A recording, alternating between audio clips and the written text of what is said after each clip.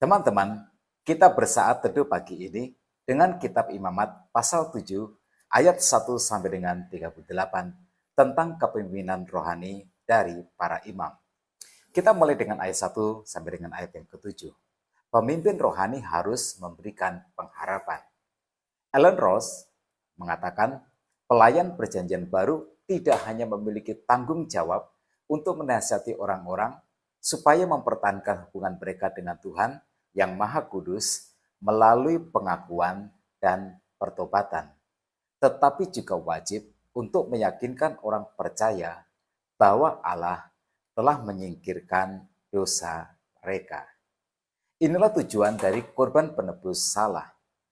Allah ingin umatnya bertobat, mengakui dosanya, didamaikan dengan Allah, dan mereka bebas dari rasa bersalah. Para imam diberi hak istimewa oleh Tuhan untuk menyatakan pengampunan Tuhan bagi umatnya. Nah, ini adalah sebuah harapan. Tugas hamba Tuhan adalah memberikan harapan. Tentu saja, umat yang datang dengan membawa korban penebus salah harus tulus. Umat memang ingin bertobat, berubah hidupnya, berperilaku lebih baik, supaya persembahan korbannya menyenangkan hati Tuhan. Kemudian ayat 11 sampai dengan 27, pemimpin rohani harus bersikap tegas tentang dosa.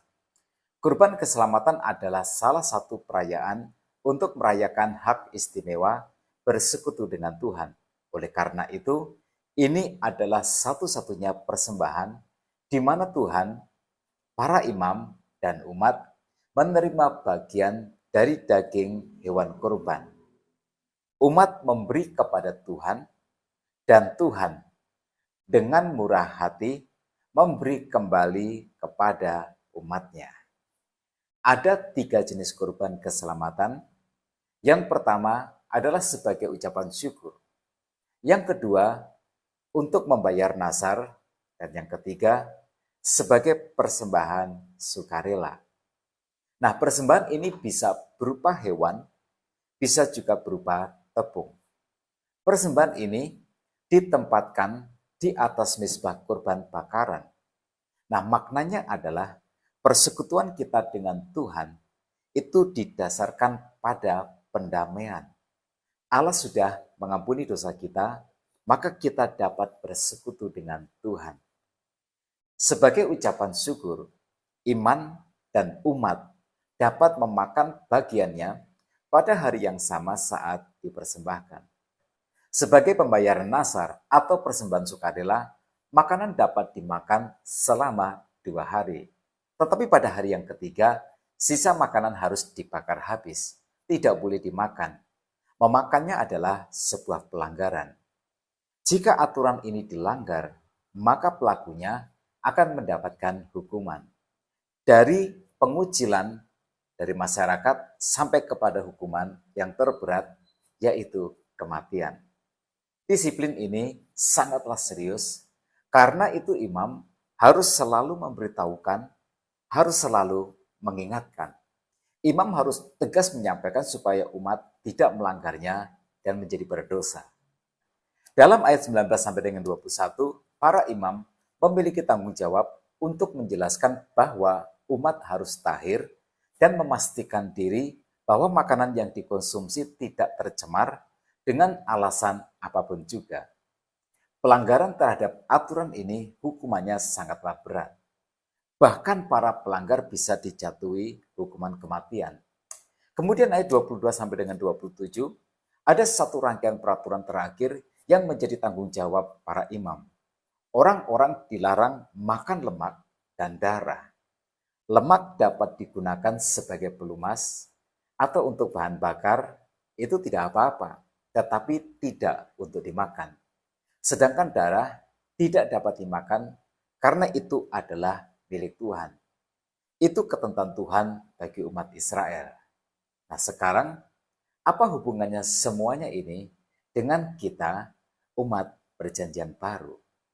Surat Ibrani pasal 13 ayat 17 berkata, taatilah pemimpin-pemimpinmu dan tunduklah kepada mereka sebab mereka berjaga-jaga atas jiwamu, sebagai orang-orang yang harus bertanggung jawab atasnya. Dengan jalan itu, mereka akan melakukannya dengan gembira, bukan dengan keluh kesah, sebab hal itu tidak akan membawa keuntungan bagimu. Melalui gambaran tentang tanggung jawab imam ini, jelas bagi kita bahwa hamba Tuhan memiliki peranan penting terhadap kesehatan rohani dan keselamatan dari umat yang dilayaninya. Maka ketaatan dan ketundukan umat terhadap pemimpin rohaninya menjadi bagian yang diatur oleh Tuhan. Ketika orang percaya jatuh ke dalam dosa, maka pemimpin rohaninya harus memintanya untuk bertobat dan umat harus bertobat. Maka dengan demikian, umat diselamatkan dengan kembali ke jalan pertobatan. Sekarang kita ke ayat 28 sampai dengan 38. Ada tanggung jawab umat kepada pemimpin rohaninya. Ini juga diatur dalam ayat 7 sampai dengan ayat yang ke-10. Jadi aturan ini ada dua bagian. Ayat 7 sampai dengan 10 dan ayat 28 sampai dengan 38.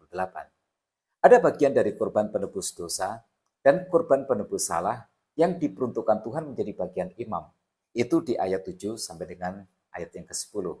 Dan di ayat 28 sampai dengan 38, bagian dada korban keselamatan menjadi bagian Harun sebagai imam besar. Dan bagian paha kanan menjadi bagian anak-anak Harun yang bertugas sebagai imam. Ayat 36 berkata, itulah yang harus diserahkan menurut perintah Tuhan dari pihak Israel kepada mereka pada hari mereka itu diurapinya. Itulah suatu ketetapan untuk selama-lamanya bagi mereka turun-temurun. Nah, apa penerapan prinsip ini di Perjanjian Baru? Dalam suratnya yang pertama kepada jemaat Korintus, Rasul Paulus dalam hikmat Roh Kudus menulis dalam 1 Korintus pasal 9 ayat 13 dan 14, tidak tahukah kamu bahwa mereka yang melayani dalam tempat kudus mendapat penghidupannya dari tempat kudus itu, dan bahwa mereka yang melayani mezbah mendapat bagian mereka dari mezbah itu. Demikian pula Tuhan telah menetapkan bahwa mereka yang memberitakan Injil harus hidup dari pemberitaan Injil itu. Umat memiliki kewajiban untuk memenuhi kebutuhan pemimpin rohaninya. Tentu saja di gereja Perjanjian Baru itu diambil dari persepuluhan dan atau dari persembahan. Tetapi intinya sama. Dalam 1 Timotius pasal 5 ayat 18, Paulus menuliskan seorang pekerja patut mendapatkan upahnya. Nah, ayat penutup dari kitab Imamat pasal 7 adalah ayat 37 dan 38. Itulah hukum tentang korban bakaran, korban sajian, korban penghapus dosa, korban penghapus salah, persembahan pentabisan, dan korban keselamatan yang diperintahkan Tuhan kepada Musa di atas gunung Sinai pada hari Tuhan memerintahkan kepada orang Israel mempersembahkan persembahan mereka kepada Tuhan di padang gurun Sinai. Ya, ketetapan ini, aturan ini ditetapkan langsung oleh Tuhan. Ini adalah sebuah perintah yang bersifat otoritatif dari Tuhan. Para hamba Tuhan tidak perlu ragu untuk melaksanakannya. Jika semua pedoman ini atau semua prinsip ini kita jalankan tanpa ragu, maka gereja akan menjadi gereja yang sehat. Umat akan diberkati dengan mereka memiliki hubungan yang sehat dengan Tuhan, dan hamba Tuhan akan menjadi pemimpin rohani yang baik bagi umat yang dilayaninya. Nah, tetap semangat dalam kehidupan. Tuhan Yesus memberkati kita semua.